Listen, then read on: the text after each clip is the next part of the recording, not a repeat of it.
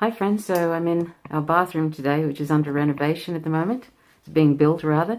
I just wanted to chat a little bit about the recent developments in Venezuela, where Russia has been making its presence more known to not to the Venezuelans because they approve their presence there, but they brought in two Russian Air Force planes which have landed at Venezuela's main airport. And one of them's a cargo plane, and it has nearly 100 troops on it and 35 tons of material, according to the Kremlin. So Zakharova, who is the Russian press person, she responded to these claims that Russia is meddling in Venezuela. I think that is so amazing that anybody in the U.S. government in Washington dare accuse the Russians of meddling in Venezuela after they put crippling economic sanctions on Venezuela. They've been funding the opposition who have been committing acts of violence on Venezuelans. I consider economic sanctions, which are getting worse and worse and intended to make the economy scream, I consider that an act of war. Most people on the left would consider economic sanctions like that an act of war. And they've threatened to militarily invade. They're constantly threatening Venezuela.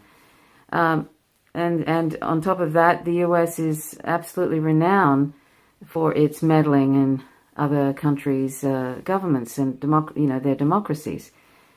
81 since 1946, and I regularly show that meme by William Bloom.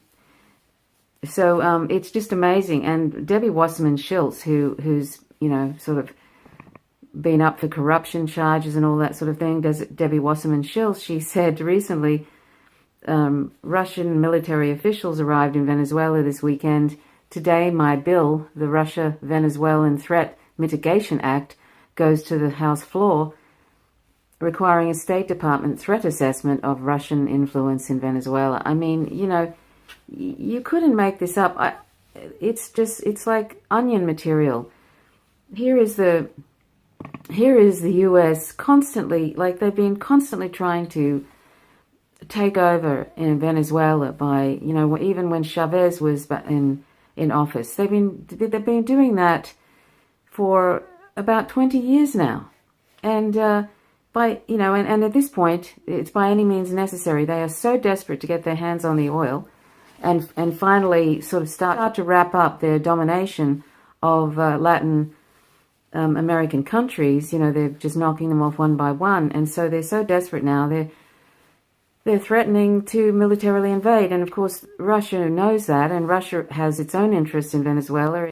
It has a 50% share, I think, in their oil, and also, it's in their own interest to stop the U.S. empire from basically having these colonies, which is what it turns everything into. I mean, my country is just a colony of the U.S., Australia. I mean, we submitted to them ages ago and continue to do their bidding with these imperialist wars.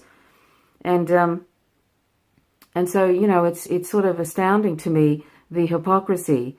It just constantly astounds me, the hypocrisy of the U.S. empire accusing Russia of meddling in Venezuela, when really of course they have their own interests, but they also see that if every country, like one by one, gets knocked off by the U.S. empire, then, it leaves less of allies for them, and it makes them in more vulnerable positions. So it's in their own interests to try and protect Venezuela, and I think, and the way they sort of protect, they did this in Syria too.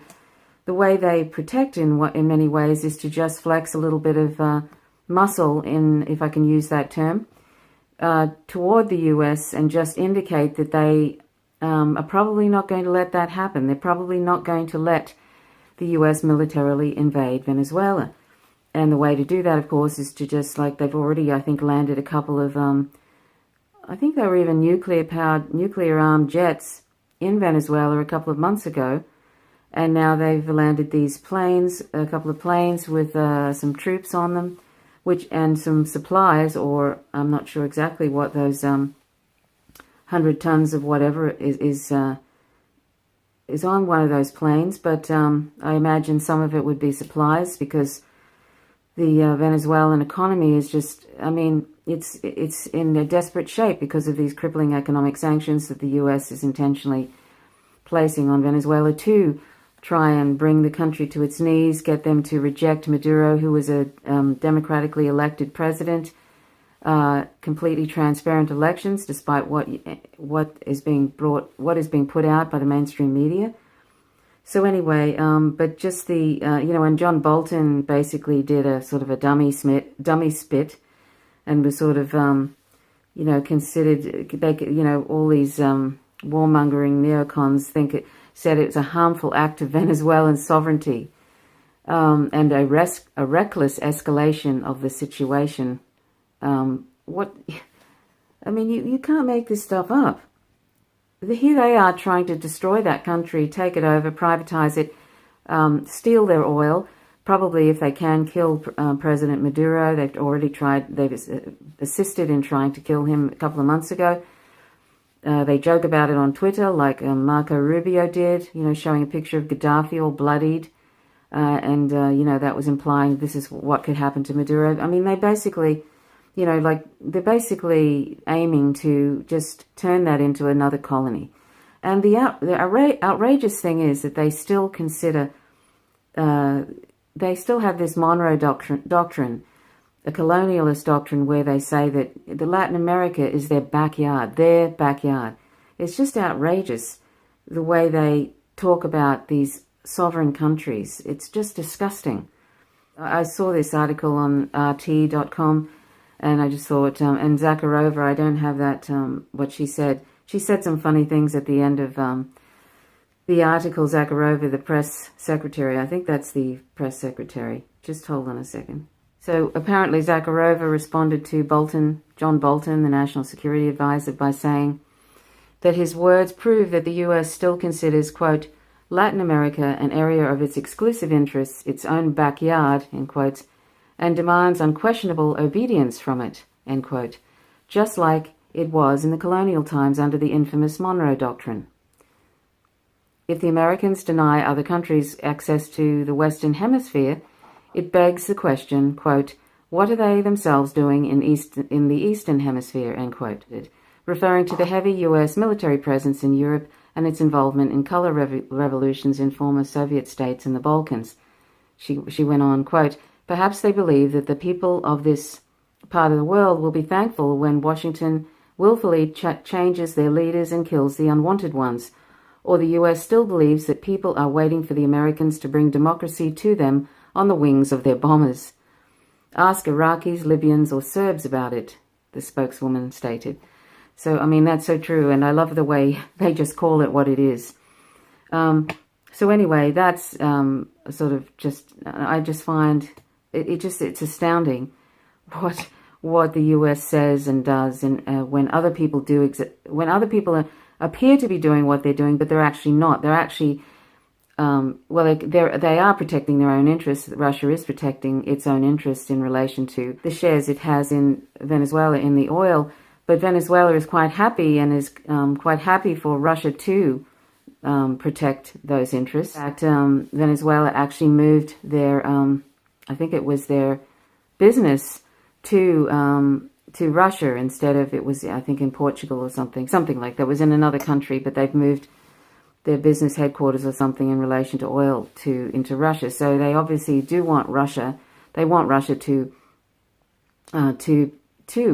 protect them and those interests, and also obviously I think that Venezuela has made some sort of an agreement with Russia that if it looks like the US is going to militarily invade, that they will somehow either try and dissuade that by just flexing some muscle, if I can put it like that, or and if it gets really sort of, it starts to look very, very serious, then to actually probably make their presence more known. And that will probably dissuade the US from proceeding.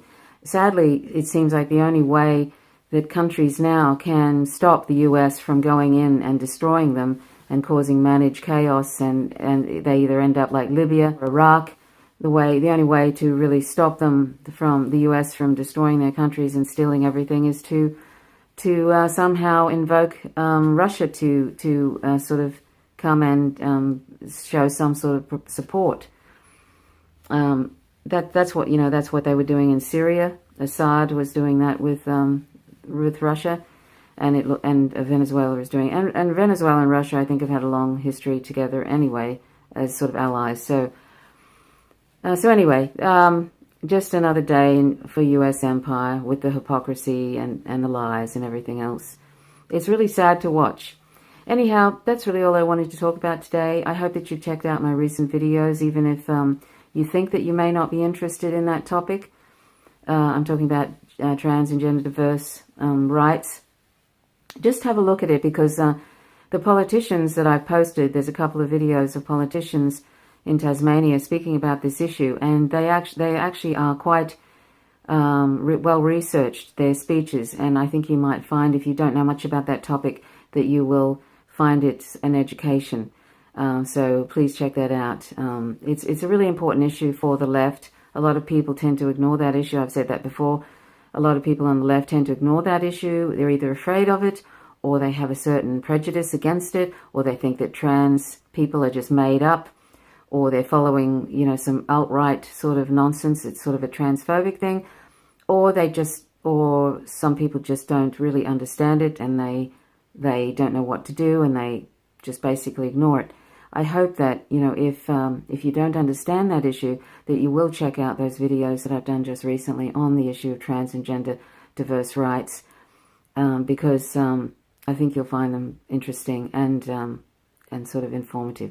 Okay, so thanks so much for watching. Please click the like button if you like the content. Please hit the subscribe button and the notifications bell. Otherwise, you won't receive updates. And please leave comments. I always enjoy your comments. And thank you so much for watching. I really appreciate the comments. I really appreciate that you take the time to check things out.